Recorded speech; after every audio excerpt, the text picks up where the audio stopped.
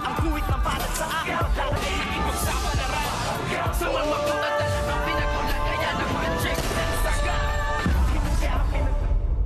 Good morning and welcome sa aking munting channel. Magandang nga ang bihis nito ngang si Olga para nga puntahan ang kanyang anak na si Bubbles dahil nga ngayon ang kanyang kaarawan at meron talaga siyang inihanda nga mga regalo at tumatawag nga sa kanya si Marites. Hindi niya nga ito sinagot dahil ang sabi nga niya, wala akong panahon sa'yo ngayon dahil meron siyang importanteng pupuntahan at lalakarin dahil nga birthday ng kanyang anak na si Bubbles. Ngunit nabigo ito ngang si Olga dahil pagdating niya sa bahay nila Bubbles ay wala nga ito at nasabi nga dito ng dalawang kaibigan nga ni Bubbles na wala nga daw si Bubbles at hindi na sila makakapag-celebrate dahil nga binastos nitong si Pablo ito ngang si Bubbles at dito ay medyo hindi naman maganda sa pandinig nga nitong si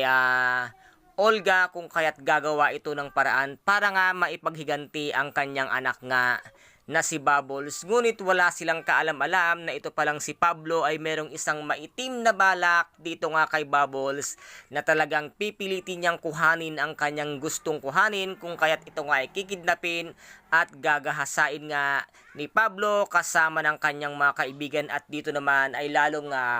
magagalit at sasabog na nga itong ating bidang-bidang si Tanggol sa malalaman at mangyayari nga sa buhay nga nitong si Bubbles kung kaya't dito ay magagawa niya ng hindi maganda itong ang si Pablo na kung saan ay baka makitil niya ang buhay dahil nga sa ginawa niyang